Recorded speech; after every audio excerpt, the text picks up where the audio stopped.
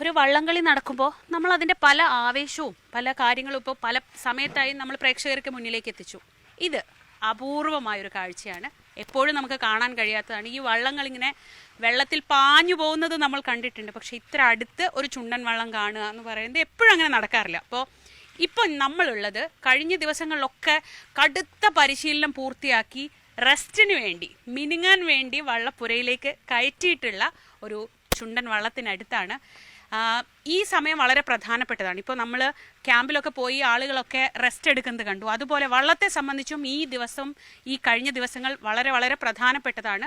ഈ സമയത്താണ് നാളെ നെഹ്റു ട്രോഫിക്ക് ഇറങ്ങി പുന്നമടയിലെ നെട്ടായത്തിൽ മിന്നി കയറാൻ വേണ്ട എല്ലാ ഒരുക്കങ്ങളും പൂർത്തിയാക്കുന്നത് ഈ ഒരു സമയത്താണ്. ഇപ്പം നമ്മുടെ കൂടെയുള്ളത് ഇതിനൊക്കെ നേതൃത്വം നൽകുന്ന ബൈജേട്ടനാണ്.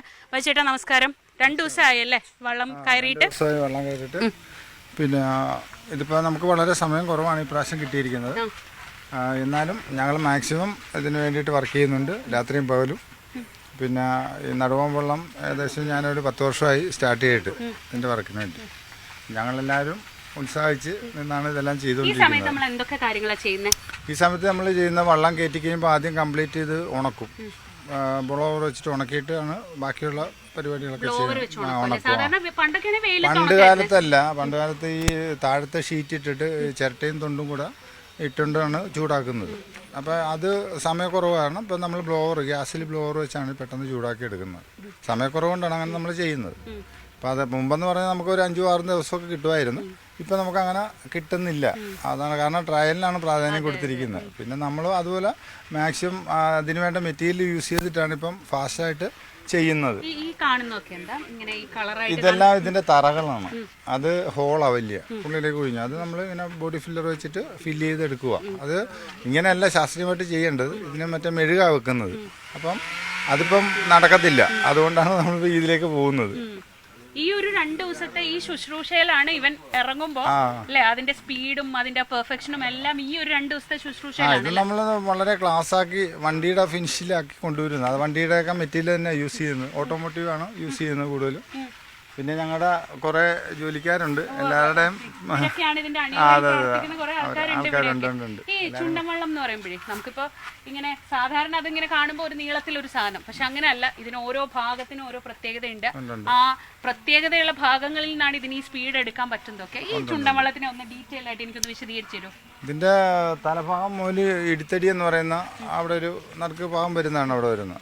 അപ്പം ഇതിന്റെ കൂടുതലും പ്രഷർ വരുന്ന സ്ഥലമാണ് ഇത്. ഇവിടുന്ന് അങ്ങോട്ടുള്ള ഭാഗം. പിന്നെ ബാക്കി കുറച്ച് ഭാഗമേ ഫ്രണ്ടിലേക്ക് വരുന്നുള്ളൂ. അത് പിന്നെ വരുന്ന ഒന്നാം തുഴക്കാരുടെയൊക്കെ ഒരു കൺട്രോളാണ്. പിന്നെ അമരത്തിരിക്കുന്നവരുടെയും കൺട്രോളാണ്. അവരാണ് ഇതെല്ലാം നിർത്തിക്കുന്നത്. അത് 56 കോല് കണക്കാണ് അതിന്റെ പറയാം. 56 കോല് നീളമാണ്. ഈ നടുഭാഗം വള്ളത്തെ പറ്റി പൊതുവെ പറഞ്ഞു കേട്ടിട്ടുണ്ട്, ഏറ്റവും വലിയ വള്ളങ്ങളിലൊന്നാണ് അല്ലേ? വലിയ വള്ളങ്ങളിലൊന്നാണ്.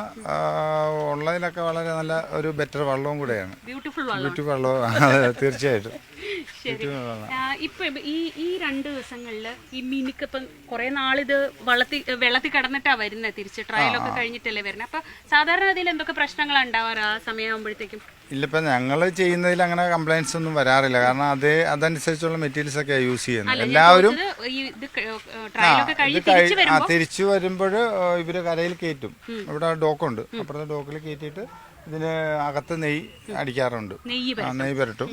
പിന്നെ ഇത് ഈ നമ്മൾ ചെയ്യുന്ന പോളിഷ് കളഞ്ഞിട്ട് അത് പുറത്ത് നെയ്യ് പറ്റാറുണ്ട്. അങ്ങനെ ചെയ്തു. ഇത് മീൻ നെയ്യാണ് ഉപയോഗിക്കുന്നത് കൂടുതലും. അത് തടിക്ക് കേടുവരാതിരിക്കാനാണ് അങ്ങനെ.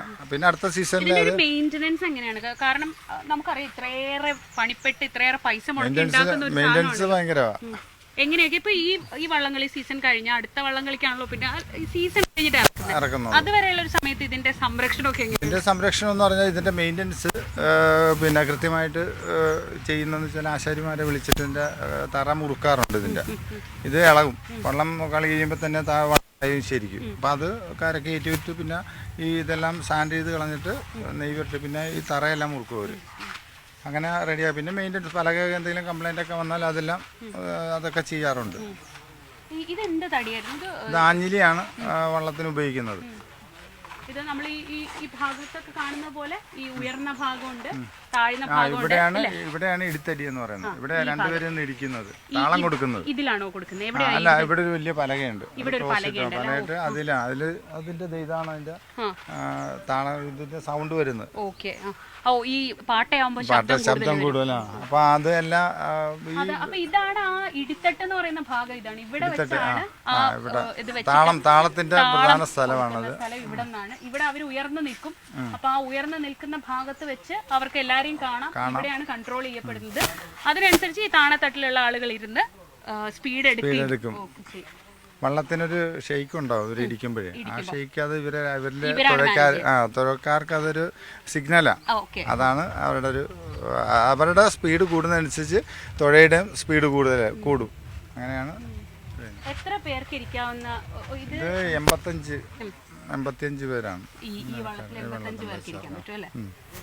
ഒരു വള്ളം ഉണ്ടാക്കിയൊക്കെ കഴിയുമ്പോ ഒരു കുഞ്ഞുണ്ടായി കഴിയണ പോലെ അതൊരു കരയുടെ സ്വന്തം കുഞ്ഞാണ് അല്ലേ? ഇതിനെന്ന് പറഞ്ഞാല് ഭയങ്കര ക്രൈസാ ആൾക്കാർക്ക്. അതിന് വേണ്ടിട്ട് എല്ലാവരും അതിനുവേണ്ടി മെനക്കെടാറുണ്ട്.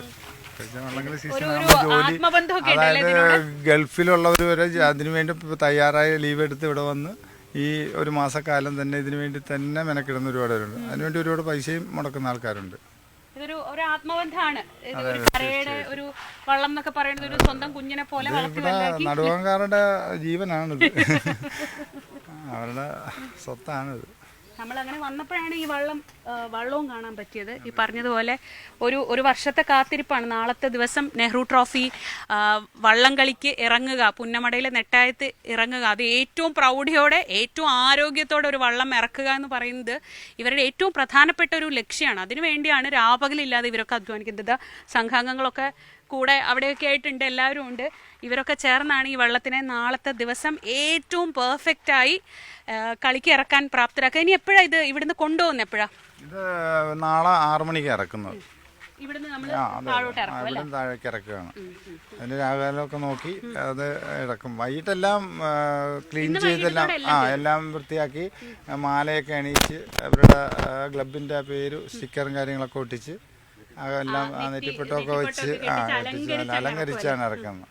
അതൊക്കെ ഉണ്ട് കേട്ടോ. അതിൽ ആ സൗന്ദര്യബോധമൊക്കെ വളരെ പ്രകടമാണ്. ഓരോ വള്ളങ്ങളും അവരുടെ കൂമ്പ് അലങ്കരിക്കുന്നതൊക്കെ ഏറ്റവും സൗന്ദര്യാത്മകമായി അലങ്കരിക്കും. ആ കൂമ്പ് കണ്ടാൽ അറിയാം, ഓരോ വള്ളങ്ങളെയും ഓരോരുത്തർക്കും തിരിച്ചറിയാം അല്ലെ? വള്ളംകളി പ്രേമികൾ കൂമ്പ് വെച്ചൊക്കെ തിരിച്ചറിയാം. കൂമ്പ് അറിയാം, തലഭാവം പെട്ടെന്ന് കണ്ടാൽ തിരിച്ചറിയുന്നുണ്ട്.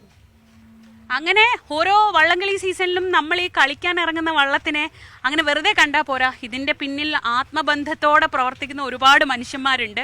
അവരുടെ ഓരോരുത്തരുടെയും പ്രയത്നമാണ് ഈ 83-85 ആളുകൾ ഈ വള്ളത്തിലേറി വന്ന് ആ ട്രാക്കിലേക്ക് കയറുമ്പോൾ നമ്മൾ കാണുന്ന ആ വിജയത്തിനായി വരുന്ന വരവ് ഇങ്ങനെയുള്ള ഒരുപാട് പേരുടെ പ്രയത്നത്തിൻ്റെ കൂടി ഫലമാണ്.